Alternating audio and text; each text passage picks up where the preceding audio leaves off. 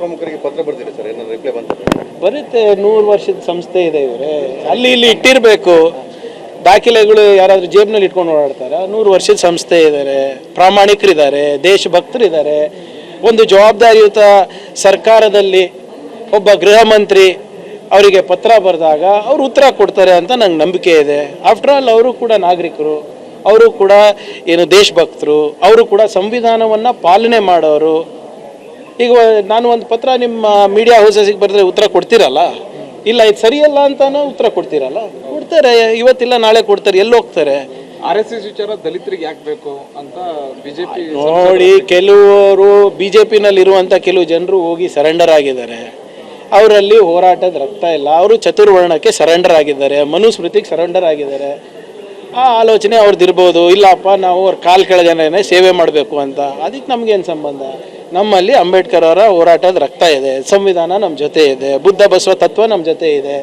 ನಾವು ಜನರಿಗೆ ಏನು ಒಳ್ಳೇದಾಗಬೇಕು, ಕರ್ನಾಟಕಕ್ಕೆ ಏನು ಒಳ್ಳೇದಾಗಬೇಕು ಮಾಡೋದು ನನ್ನ ಜವಾಬ್ದಾರಿಯಾಗಿದೆ. ನಾವು ಮಾಡ್ತಾ ಇದ್ದೀನಿ ಸರ್. ಸಚಿವರು ಇಲಾಖೆಯ ಜವಾಬ್ದಾರಿಯನ್ನು ಬಿಟ್ಟು ಬರೀ RSS ಇಂದ ಹೋಗ್ತಿದ್ದಾರೆ, ಬೇರೆ ಇಲಾಖೆಗಳು. ನೋಡಿ, ದಯವಿಟ್ಟು ಕ್ಷಮಿಸಿ ಅಪ್ಪ, ನೀವೆಲ್ಲ ಮಾಧ್ಯಮ ಸ್ನೇಹಿತರು, ನನ್ನ ಪರವಾಗಿದ್ದೀರ ಅಂದ್ಕೊಂಡಿದ್ದೀನಿ. ನನ್ನ ಕಾಗದದಲ್ಲಿ ಏನಿದೆ? ಅವರ ರಿಪೋರ್ಟನ್ನು ಉಲ್ಲೇಖಿಸಿದ್ದೀನಿ. ನನ್ನ ರಿಪೋರ್ಟಾ? ನಮ್ಮ ಗೃಹ ಇಲಾಖೆಯದು, ಗುಪ್ತಚರ ಇಲಾಖೆಯದು ರಿಪೋರ್ಟ್. ಅದು RSSನ ಒಂದು ರಿಪೋರ್ಟ್ನಲ್ಲಿ ಏನು ಹೇಳ್ತಾರೆ?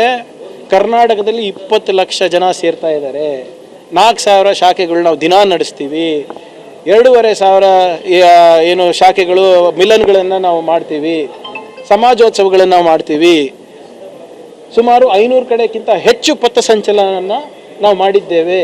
ಕರೆಕ್ಟಾ? ಆಮೇಲೆ ಈ ಪಥಸಂಚಲನ ಇರ್ಬೋದು, ಈ ದೊಡ್ಡ ದೊಡ್ಡ ಕಾರ್ಯಕ್ರಮ ಮಾಡಬೇಕಾದ್ರೆ ಭದ್ರತೆ ಯಾರು ಕೊಡ್ತಾರೆ?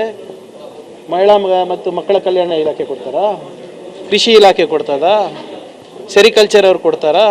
ಗೃಹ ಇಲಾಖೆ ತಾನೆ. ಮತ್ತು ನಮ್ಮ ಇಲಾಖೆದವರು 20 ಲಕ್ಷ ಜನರಿಗೆ ಭದ್ರತೆ ಕೊಡ್ತಾ ಇದ್ದಾರೆ. ಯಾರಂತ ಗೊತ್ತಾಗ್ಬಾರ್ದ ನನಗೆ? ಇದು ನನ್ನ ಕೆಲಸ ಅಲ್ಲ ಅಂದರೆ ಇನ್ಯಾರ ಕೆಲಸ? ಸೋಷಿಯಲ್ ವೆಲ್ಫೇರ್ ಅವ್ರು ಮಾಡ್ತಾರಾ? ಬ್ಯಾಕ್ವರ್ಡ್ ಇಲಾಖೆ ಮಾಡ್ತಾರಾ? ನಾನು ಅದೇ ಕೇಳ್ತಾ ಇದ್ದೀನಿ, ಯಾವ ಕಾನೂನಲ್ಲಪ್ಪ ಹೇಳ್ಬಿಡ್ರಿ ಅಂತ. ಯಾಕೆ ಇಷ್ಟು ದಿನ ಬೇಕು ಅವ್ರಿಗೆ ಹೇಳೋಕ್ಕೆ? ಪ್ರಿಯಾಂಕ್ ಸುಳ್ಳು ಹೇಳ್ತಾ ಇದ್ದಾನೆ, ಅಥವಾ ಪ್ರಿಯಾಂಕ್ ಖರ್ಗೆ ಅವರಿಗೆ ಸಂವಿಧಾನ ಗೊತ್ತಿಲ್ಲ ಅಂತ ವಾಪಸ್ ಬರೆದ್ಬಿಡ್ಲಿ, ಅಫಿಷಿಯಲಿ ಬರೀಲಿ. ಸುಮ್ಮನೆ ಯಾವನೋ ಒಬ್ಬ ಲಾಯರಿಗೆ ಎಡಿಟೋರಿಯಲ್ ಬರ್ಸೋದು, ಸೋಷಿಯಲ್ ಮೀಡಿಯಾನಲ್ಲಿ ಹಾಕೋದು, ನಿಮ್ಮ ಮುಂದೆ ಬಂದು ಒಂದು ಅರ್ಧ ಗಂಟೆ ಡಿಬೇಟ್ ಮಾಡೋದು, ಅದು ಯಾವುದಕ್ಕೂ ನಾನು ಎದುರವನಲ್ಲ, ಅಂಜವನಲ್ಲ, ಅಥವಾ ಐ ಡೋಂಟ್ ಕೇರ್. ನಾನು ಅಫಿಷಿಯಲ್ ಆಗಿ ಬರ್ದಿದ್ದೀನಿ, ನೀವು ಅಫಿಷಿಯಲ್ ಆಗಿ ಬರೀರಿ. ಇಲ್ಲದ್ರೆ ಹೇಳ್ಬಿಡಿ ಅಫಿಷಿಯಲ್ ಆಗಿ ಲೆಟ್ರೇಟೇ ಇಲ್ಲ ನಮ್ಮದು ಅಂತ. ಲೆಟ್ರೆ ಈಗ ನೀವು ಕೇಳ್ತಾ ಇದ್ರಪ್ಪ, ದಲಿತ ಸಮಿತಿಗಳಿಗಿದೆಯಾ, ಸಂಘಟನೆಗಳಿಗಿದೆಯಾ? ಹೌದು ಇದೆ. ಯಾವುದಿಲ್ಲ ರಿಜಿಸ್ಟರ್ ಮಾಡ್ಕೋಬೇಕು.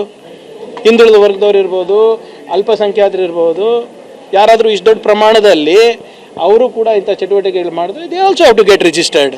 ನಾವು ಯಾವುದೋ ಒಂದು ಮಿತ್ರ ಮಂಡಳಿಗೆ ರಿಜಿಸ್ಟರ್ ಆಗುವಂತ ಇದ್ದೀವ? 20 ಲಕ್ಷ ಜನ ಸೇರ್ತಾ ಇದ್ದಾರೆ ಸ್ವಾಮಿ. ಆ್ಯಂಡ್ ಇದು their report, not my report.